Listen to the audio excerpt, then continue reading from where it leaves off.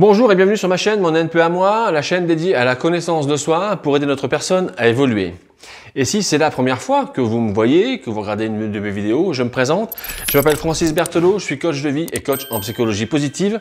Et je vous invite à lire le texte de la vidéo de présentation de ma chaîne pour savoir à qui vous avez affaire et pour vous abonner. Allez, c'est parti pour cette nouvelle vidéo dans laquelle je vous propose d'expérimenter 3 choses qui, même si elles ne sont probablement pas celles que vous attendiez, valent vraiment la peine que vous leur consacriez de votre temps pour améliorer votre vie.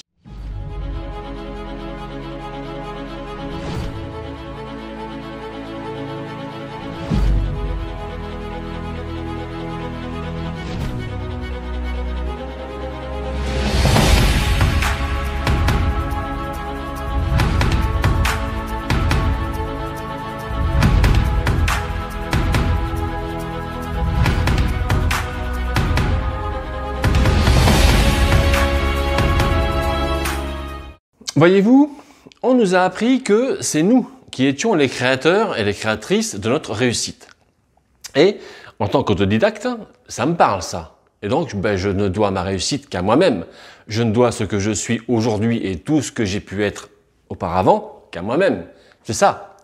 Par conséquent, on pense être bon lorsque tout fonctionne bien parce qu'on n'a pas eu besoin d'une aide extérieure. Jusque-là, vous me suivez. On est bien là. Mais voici ce qu'il faut savoir. Tu as besoin des autres autant que les autres ont besoin de toi. Et ce que je te dis là, Hélène Bonhomme, fondatrice du site Fabuleuse au foyer, qui a écrit 2 livres, 2 spectacles, qui a une chronique sur lepoint.fr, le confirme et te le dit très bien, écoute-la. Aujourd'hui, j'ai 2 scoops pour toi. Le premier, c'est que les autres ont besoin de toi. Et le deuxième, c'est que tu as besoin des autres.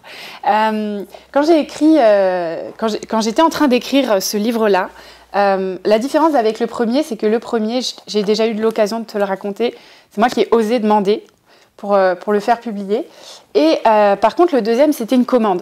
Hein. C'est mon éditeur qui m'a appelé en me disant « Ce serait vraiment cool de sortir un 2e livre et ce serait vraiment cool d'avoir le manuscrit pour telle date. » Et moi, j'avais dit oui, parce que ça semblait faisable. Sauf qu'en fait, j'ai eu une vie de dingue entre-temps.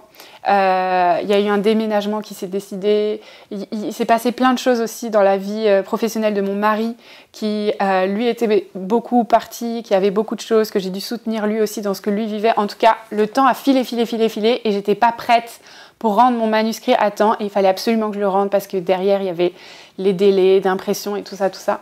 Et en fait, je me suis retrouvée dans une situation de panique totale en me disant, là, vraiment, j'aurais pas dû dire oui. Maintenant, c'est trop tard, mais je ne vais pas y arriver. Techniquement, je ne vais pas y arriver. À la limite, si j'arrive à finir d'écrire le livre, ce qui est sûr, c'est que je ne vais pas pouvoir déménager, ou en tout cas que le camion, on va devoir le remplir comme ça, sans carton, rien du tout, parce que je ne vais pas avoir le temps. Et en fait, ça commençait vraiment à me stresser grave.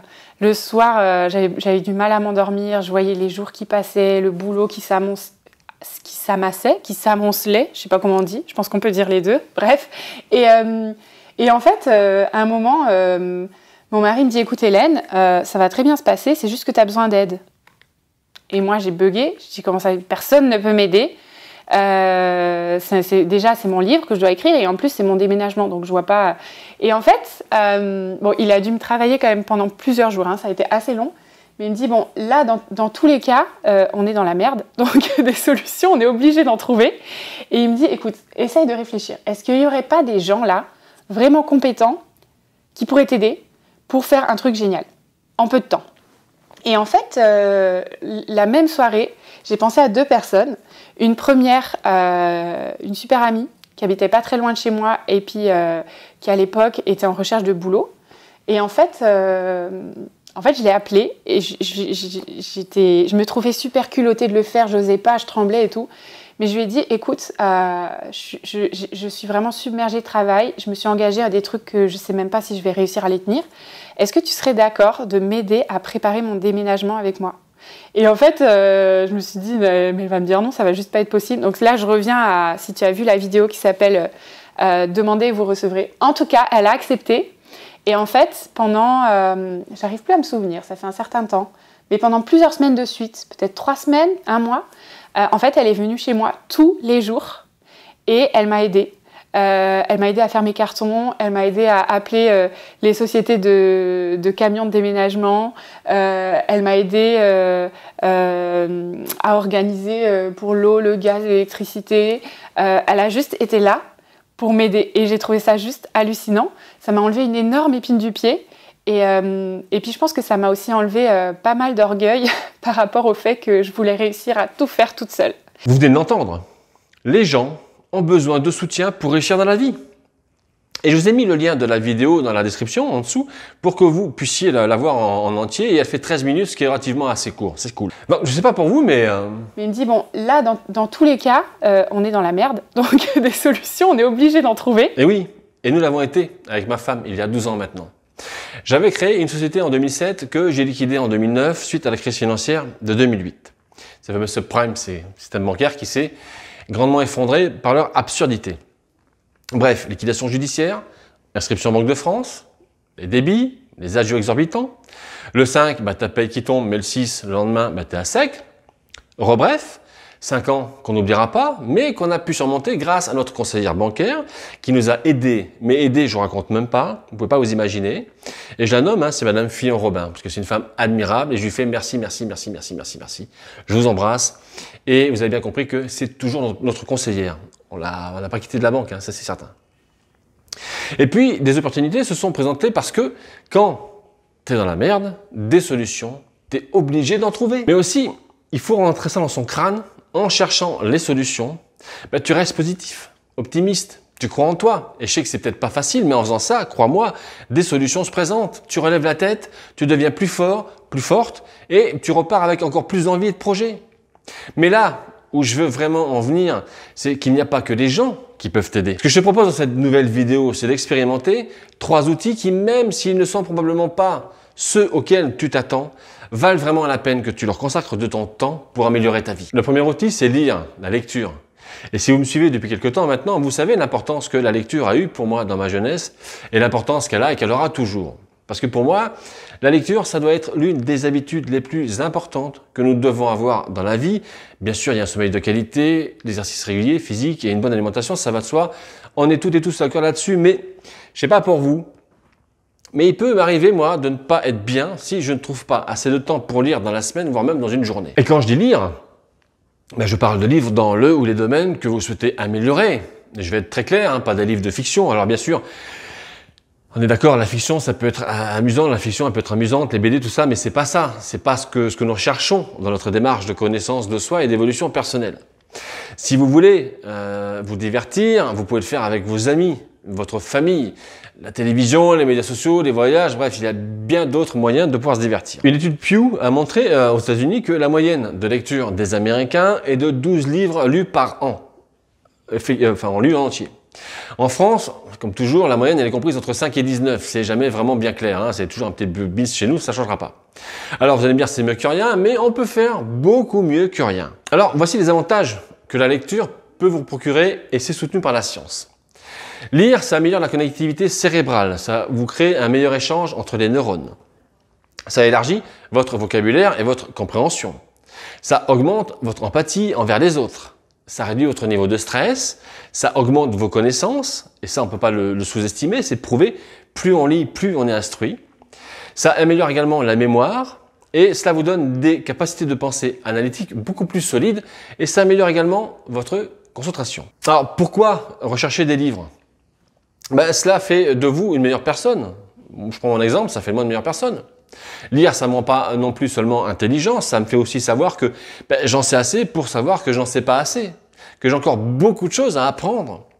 Mon esprit, il est aussi plus ouvert, je suis plus instruit, je suis également beaucoup plus heureux parce que les livres sont nécessaires pour mettre à jour et améliorer notre état d'esprit et nos modèles mentaux. Parce que avant de me mettre à la lecture correctement dans ma jeunesse, j'étais plutôt une personne avant de vraiment commencer à lire, quoi.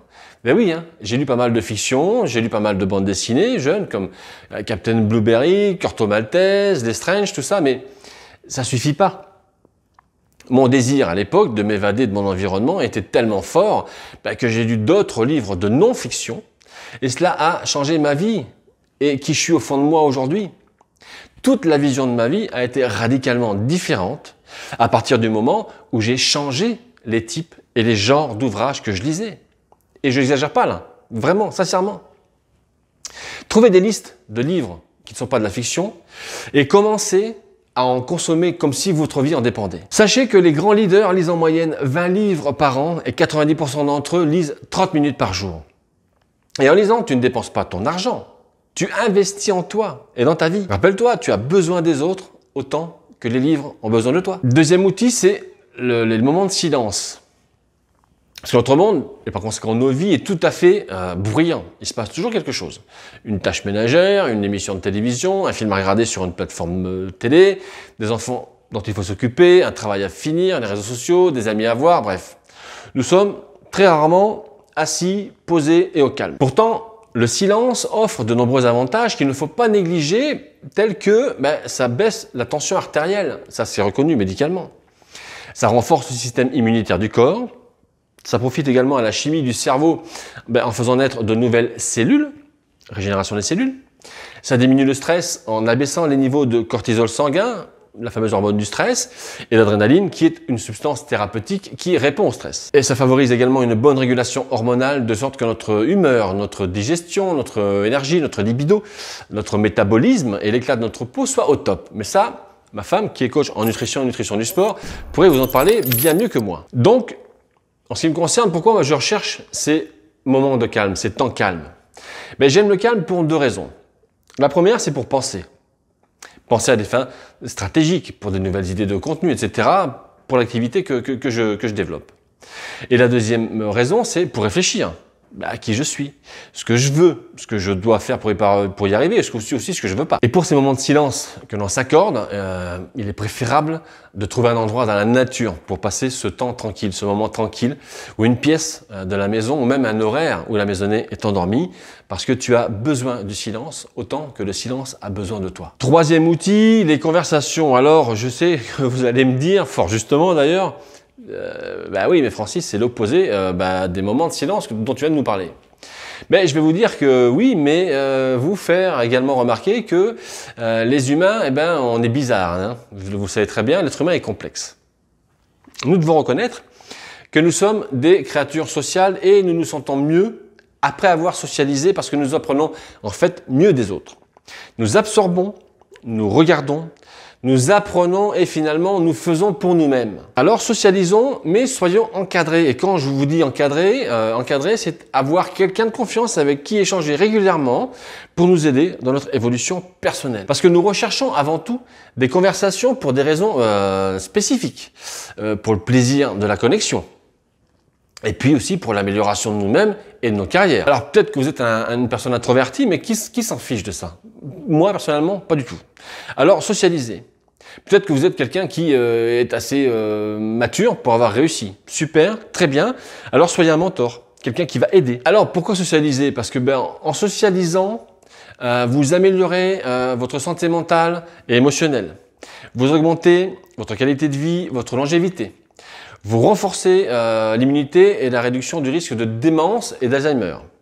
Et les avantages d'être encadré, ce que je vous disais un peu plus avant, c'est qu'en étant encadré, on se responsabilise et on s'encourage mutuellement dans notre évolution personnelle avec l'échange. Ça permet aussi d'aider à identifier et à atteindre nos objectifs personnels et professionnels. Et ça peut aussi permettre d'aider à identifier et à corriger nos lacunes dans certaines compétences. Alors pourquoi on devrait vraiment socialiser? Pourquoi on devrait rechercher les conversations? Je vais quand même être très honnête ici avec vous, je ne veux presque jamais socialiser. Je préfère presque toujours être seul avec des livres, à travailler sur mon contenu de coaching ou simplement avec ma famille à la maison ou en balade dans la nature et plus particulièrement en montagne parce qu'on est féru de rando. Mais il m'arrive quand même d'appeler mes amis, mes fidèles amis, même si je suis très sélectif sur mes amis, sur l'amitié. Il m'arrive aussi de sortir de dîner, d'aller prendre un verre, de recevoir. S'amuser avec les amis et la famille, ça nous permet quand même de rester jeunes et en bonne santé. Et la socialisation peut être tout aussi importante que le sommeil pour la santé. Et en ce qui concerne le mentorat, comme je vous disais, si vous aviez à Kingston Maturité, échanger avec des personnes qui réussissent vous permet d'acquérir de nouvelles tactiques et de nouveaux modèles mentaux à utiliser. Et si vous ne trouvez pas physiquement ces personnes dans votre vie, écoutez au moins les personnes qui réussissent sur YouTube ou sur d'autres canaux, comme vous voulez, la presse ou autre. Bon, bref, il y a tellement de moyens de trouver ces personnes-là. Et s'il vous plaît, je sais que certaines personnes seront peut-être surprises d'entendre ceci, mais écoutez des gens qui ont vraiment de l'expérience dans le domaine pour lequel vous souhaitez vous investir. On trouve toutes sortes de personnes sur le net. Privilégiez l'expérience et le vécu. Je ne parle pas que pour moi. Allez voir ailleurs aussi, si vous voulez. Et c'est quelque chose que je fais beaucoup, ça. Et si vous n'êtes pas d'accord avec moi, expliquez-moi pourquoi certaines personnes fortunées, payent d'importantes sommes d'argent chaque année pour être membre d'un club dans lequel elles se réunissent 4 à 8 fois par an, voire 10 fois par an maximum. Parce qu'elles se rencontrent. Elles échangent et elles savent pertinemment le grand intérêt de prendre de l'expérience des autres. Elles achètent l'expérience des autres. Et tu sais, il n'y a pas besoin de toujours payer le prix fort pour ça, pour avoir l'expérience des autres. Alors, n'hésitez pas à échanger sur les réseaux sociaux. Les gens, l'être humain, il adore quand on lui pose des questions ouvertes et qu'on partage son point de vue avec lui. Si bien sûr on l'aborde correctement, avec les bonnes manières. Rappelle-toi que tu as besoin des autres autant que les autres ont besoin de toi. Et comme à chaque fin de vidéo, je vous répète, quand vous êtes dans une démarche de connaissance de soi, ne vous prenez pas la tête. Absorbez ce qui est utile, jetez ce qui ne l'est pas et ajoutez ce qui vous est propre. Je vous laisse mettre un pouce, partager pour rendre service à quelqu'un quelque part et faire connaître ma chaîne pour faire grandir la communauté. Je compte sur vous pour ça et en attendant la prochaine vidéo, je vous souhaite le meilleur. Prenez soin de vous et surtout souriez et dites bien à celles et ceux qui comptent pour vous dans votre vie que vous les aimez. Je vous embrasse et je vous dis à bientôt. À la prochaine. Salut!